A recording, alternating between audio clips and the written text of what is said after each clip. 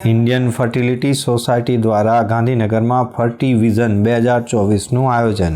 ગાંધીનગરમાં 20મી વાર્ષિક conference ફર્ટી vision 2024નું આયોજન ઇન્ડિયન ફર્ટિલિટી સોસાયટી દ્વારા કરવામાં આવ્યું છે. આ કોન્ફરન્સમાં નવા સંશોધનો, નીતિગત પહેલો અને વ્યવહારુ રણનીતિ વિશે મહત્વપૂર્ણ ચર્ચા વિચારણા કરવામાં આવશે.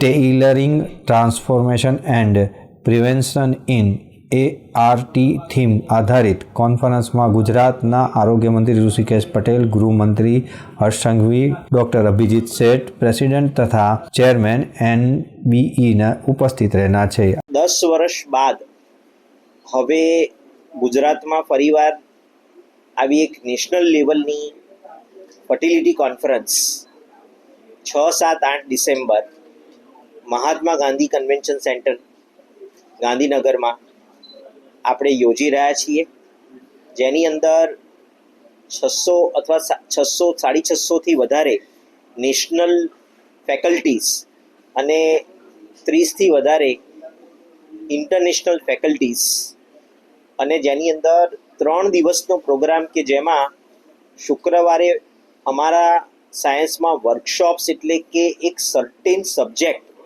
એટલે કે IVFની અંદર પણ મેલ ઇન્ફર્ટિલિટી, IVFની અંદર પણ વધુ સમય ફેલ થતા દર્દીઓવાળી ફર્ટિલિટી, આનો એક સ્પેસિફિક સબ્જેક્ટવાળો ગ્રુપવાળો વર્કશોપ, આવા 16 વર્કશોપ છે.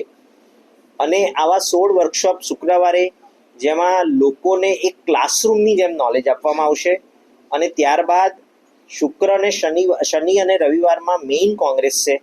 આ મેઇન કોંગ્રેસની અંદર કુલ 6 હોલ, એવરી ડે 6 હોલ છે, 12 હોલ, અને એક હોલની અંદર એટલે એક દિવસની અંદર 110 લેક્ચર્સ, એટલે આપણે એમ કહી શકીએ મોર દેન 250 લેક્ચર્સ 2 દિવસમાં, એટલે કે શેરિંગ ધ નોલેજ નેશનલ અને ઇન્ટરનેશનલ પ્લેટફોર્મ પર આપવામાં આવશે. IVFનું કારણ, વધારે પડતા IVF થવાના કારણોમાં સૌથી પહેલું કારણ ઇઝ ધ એજ, કે મોટાભાગના કપલ લેટર એજ ઉપર પ્રેગ્નન્સી માટે આવે છે, અને એ વખતે એમને પોતાની ઓવરીનો રિઝર્વ ઓછો થઈ ગયો હોય છે.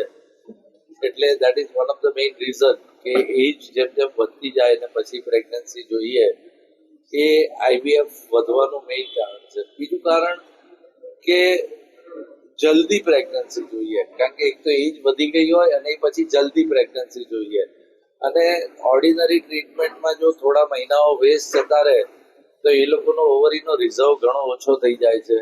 એટલા માટે એ લોકોને IVFની જરૂર વધારે હોય છે. હવે મારે ગવર્મેન્ટને એટલું જ કહેવું છે કે પ્રેગ્નન્સી અને ઇન્ફર્ટિલિટી બે વુમન માટે બહુ ઇમ્પોર્ટન્ટ હોય છે.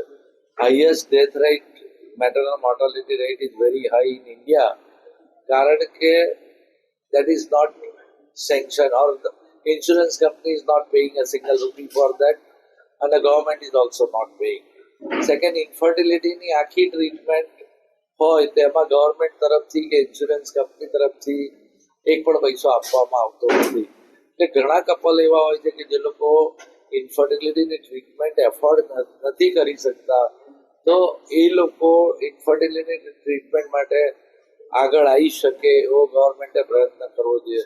આ 3 દિવસીય કાર્યક્રમમાં સમગ્ર ભારતમાંથી અને આંતરરાષ્ટ્રીય નિષ્ણાતો એકત્રિત થશે તથા તેઓ આસિસ્ટેડ રિપ્રોડક્ટિવિટી ટેકનોલોજી એન્ડ ફર્ટિલિટી કેરમાં નવા યુગની શરૂઆત કરશે. વ્યક્તિગત જરૂરિયાતો મજબૂત ફર્ટિલિટી સારવાર તૈયાર કરવી, ઉભરતી ટેકનોલોજી સાથે વર્તમાન પદ્ધતિમાં પરિવર્તન લાવવું તથા ભાવિ પેઢીઓ માટે રિપ્રોડક્ટિવ હેલ્થની જાળવણી કરવા જેવા વિષયો પર વિસ્તૃત ચર્ચા કરવામાં આવશે. જાણીતા વિશેષજ્ઞો મૂલ્યવાન માહિતી રજૂ કરવાની સાથે ડેલિગેટ સાથે ચર્ચા પણ કરશે. લેક્ચર્સ અને વર્કશોપનું પણ આયોજન કરવામાં આવ્યું છે. દર્શક મિત્રો, આ હતા અત્યાર સુધીના સમાચારની ખાસ ગતિવિધિ માટે આપ નિહાળતા રહો S Live ન્યૂઝ બુલેટિન. નમસ્કાર.